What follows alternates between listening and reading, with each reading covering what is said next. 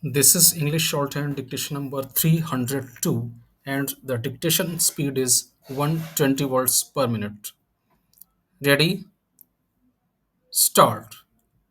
India attained independence on 15th of August 1947. This was the moment Indians had been waiting for. We have read in history that there were many voices in our national movement, but there were two goals almost everyone agreed upon. One, that after independence we shall run our country through democratic government, and two, that the government will be run for the good of all, particularly the poor and the socially disadvantaged groups. Now that the country was independent, the time had come to realize the promise of freedom. This was not going to be easy. India was born in very difficult circumstances. Perhaps no other country by then was born in a situation more difficult than that of India in 1947. Freedom came with the partition of the country. The year 1947 was a year of unprecedented violence and trauma of displacement. It was in this situation that independent India started on its journey to achieve several objectives. Yet the turmoil that accompanied independence did not make our leaders lose sight of the multiple challenges that faced the new nation. Broadly, independent India faced three kinds of challenges. The first and the immediate challenge was to shape a nation that was united yet accommodative of the diversity in our society. India was a land of continental size and diversity. Its people spoke different languages and followed different cultures and religions. At that time, it was widely believed that a country full of such kinds of diversity could not remain together for long. The partition of the country appeared to prove everyone's worst fears. There were serious questions about the future of India. Would India survive as a unified country? Would it do so by emphasizing national unity at the cost of every other objective? Would it mean rejecting all regional identities? There was an urgent question: how was integration of the territory of India to be achieved? The second challenge was to establish democracy. We know that the Constitution granted fundamental rights and extended the right to vote to every citizen. India adopted representative democracy based on the parliamentary form of government. These features ensure that the political competition would take place in a democratic framework. A democratic constitution is necessary but not sufficient for establishing a democracy. The challenge was to develop democratic practices in accordance with the constitution. The third challenge was to ensure the development and well being of the entire society and not only of some sections. Here again, the Constitution clearly laid down the principle of equality and special protection to socially disadvantaged groups and religious and cultural communities. The Constitution also set out in the directive principles of state policy the welfare goals that democratic politics must achieve. The real challenge now was to evolve effective policies for economic development and eradication of poverty. How did independent India respond to these challenges? To what extent did India succeed in achieving the various objectives set out by the Constitution? This entire book is an attempt to respond to these questions. The book tells the story of politics in India since independence so as to equip you to develop your own answers to big questions like these. First, we look at how the three challenges mentioned above were faced in the early years after independence.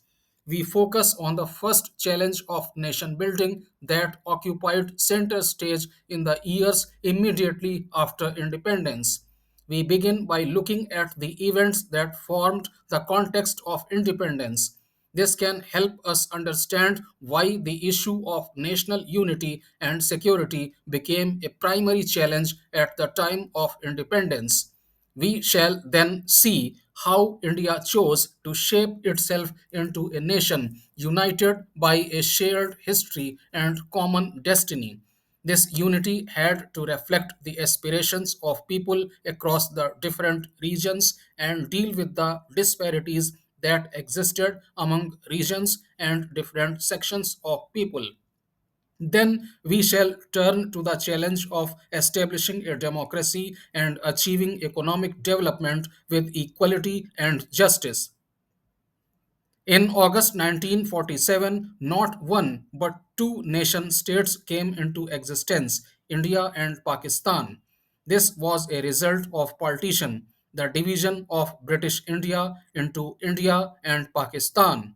The drawing of the border demarcating the territory of each country marked the culmination of political developments that you have read about in the history textbooks. According to the two nation theory advanced by the Muslim League, India consisted of not one but two people, Hindus and Muslims. That is why it demanded Pakistan, a separate country for the Muslims.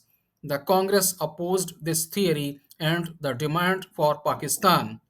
But several political developments in 1940s, the political competition between the Congress and the Muslim League, and the British role led to the decision for the creation of Pakistan.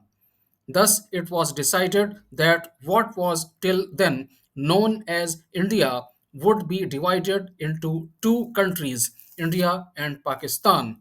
Such a division was not only very painful but also very difficult to decide and to implement. It was decided to follow the principle of religious majorities.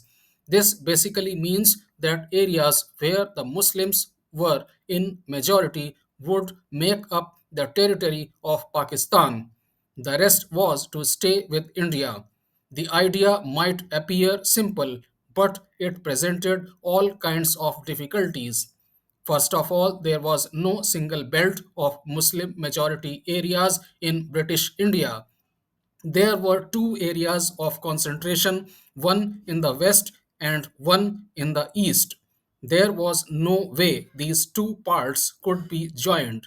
So it was decided that the new country, Pakistan, will comprise two territories, West and East Pakistan, separated by a long expanse of Indian territory. Secondly, not all Muslim majority areas wanted to be in Pakistan. The northwestern frontier province was staunchly opposed to the two nation theory. Eventually, its voice was simply ignored, and the northwestern frontier province was made to merge with Pakistan. The third problem was that two of the Muslim majority provinces of British India, Punjab and Bengal, had very large areas where the non Muslims were in majority. Eventually, it was decided that these two provinces would be bifurcated according to the religious majority at the district or even lower level. This decision could not be made by the midnight of 14-15 August. It meant that a large number of people did not know on the day of independence whether they were in India or in Pakistan. The partition of these two provinces caused the deepest trauma of partition. This was related to the fourth and the most intractable of all the problems of partition. This was the problem of minorities on both sides of the border. Lakhs of Hindus and Sikhs in the areas that were now in Pakistan, and an equally large number of Muslims on the Indian side of Punjab and Bengal, and to some extent Delhi and surrounding areas, found themselves trapped. They were to discover that they were undesirable aliens in their own home. in the land where they and their ancestors had lived for centuries. As soon as it became clear that the country was going to be partitioned, the minorities on both sides became easy targets of attack.